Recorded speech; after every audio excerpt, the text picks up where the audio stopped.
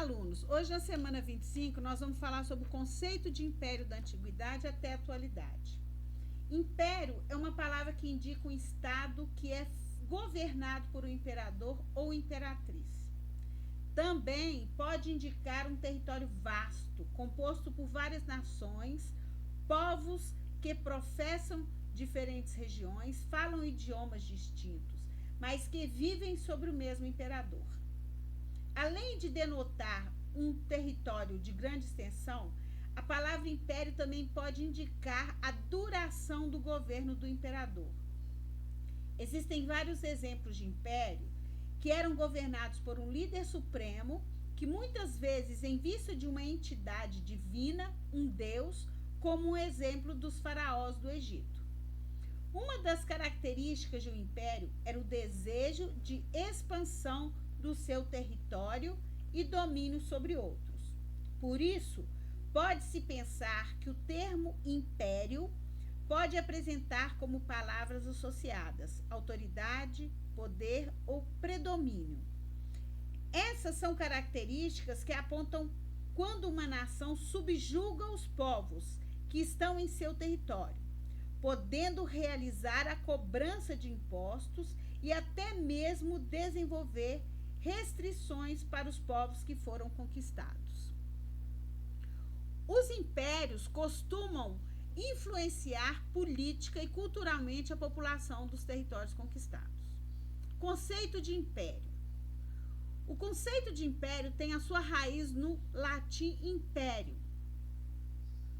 O termo designava na Roma antiga o poder público do rei. Uma primeira fase, a dos magistrados, durante a República, que lhe permitia exigir a obediência dos cidadãos. Augusto declara ter o império sobre todas as províncias romanas, se tornando imperador. Na medida em que se identificava, sobretudo, com o poder de comandar os exércitos, aplicava-se com maior relevância em tempos de guerra. Por outro lado, foi posteriormente utilizado para designar estruturas tão diversas como o domínio dos Habsburgos, a monarquia russa, as possessões mongóis ou as coroas europeias, envolvidas na expansão ultramarina. Isso aqui era o poder de conquistar território. Quanto mais território eu tenho, maior é o meu poder. Independente desse território ser perto da minha região ou não. Se eu dominei, eu que mando. O conceito de império na atualidade tem servido para cunhar relações econômicas ou culturais, supostamente marcadas por fonte de disparidade de poder.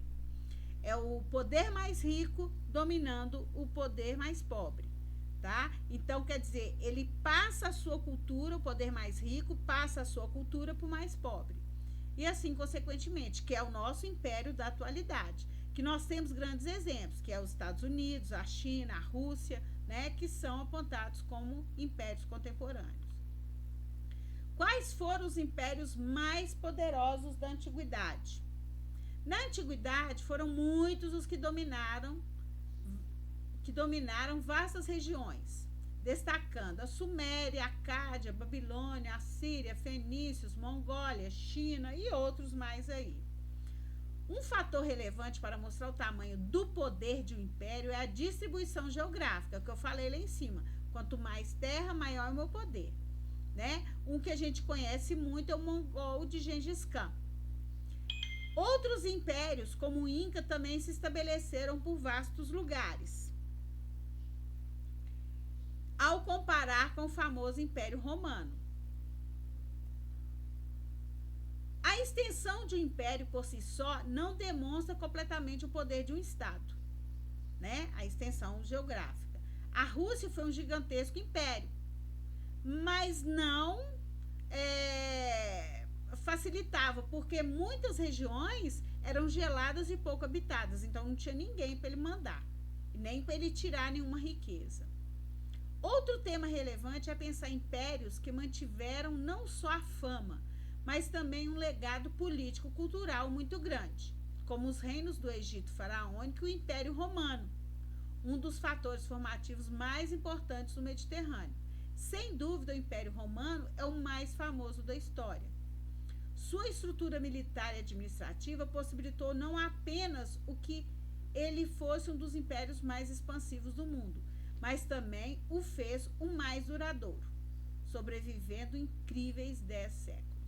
Então, quer dizer, outra coisa, outro legado, né, outro tipo de império que a gente tem é o que tem a política, o mandar e a cultura também, que vai passando de país para país dentro do seu império. Em termos de poderio militar, 2 impérios se destacaram. Em armas, a China, da dinastia Han, que derruba os romanos. Já em termos de capacidade de conquista e dominação, poderio bélico, a Macedônia de Alexandre é quase incomparável.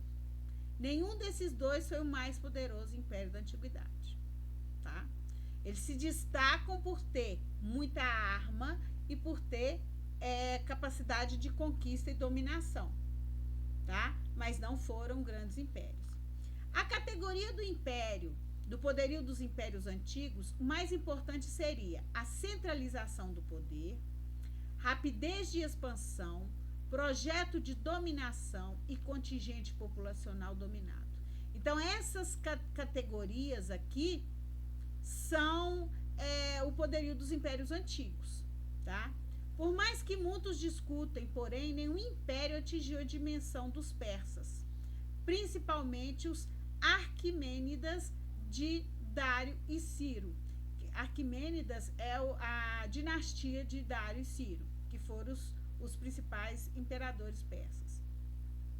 Parte do segredo dos persas era sua rede administrativa, que integrava as elites de cada província a uma hierarquia que, sem precisar apelar às armas, trazia benefícios mútuos, que facilitava a dominação, que não se pautava numa identidade, mas numa visão paternalista do chá. Quer dizer, as pessoas, ela orientava, ela dava mais atenção, dava mais emprego, alimentação, ajudava as pessoas, né? É assim, entre aspas, mas acabava fazendo com que as pessoas gostassem dele. Tanto que a língua geral do império sequer era persa, mas o aramaico.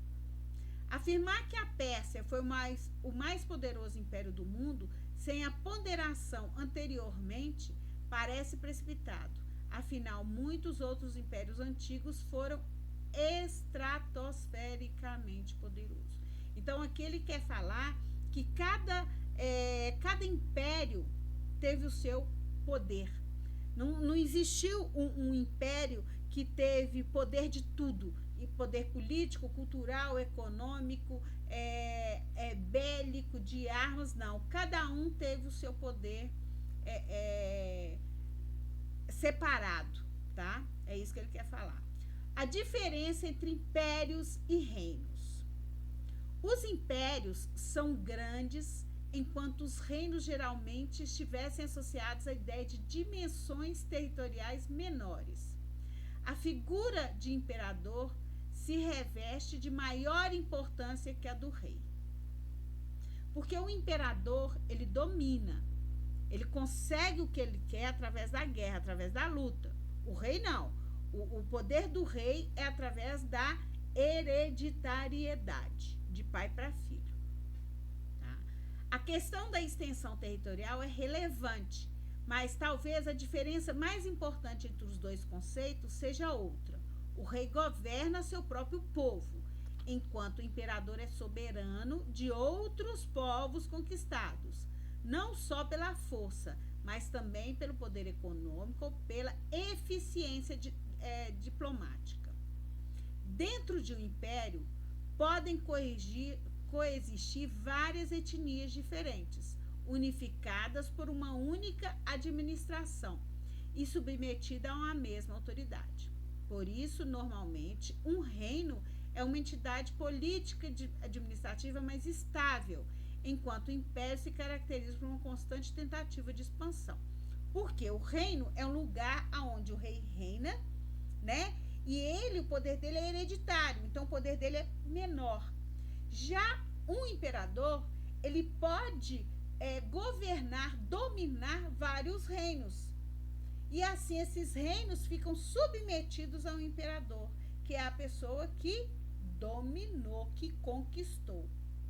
A partir do que a gente falou, vocês vão responder essas atividades, se necessário, procurar no material de referência, no livro de vocês, e eu também estou no grupo. Até a próxima aula.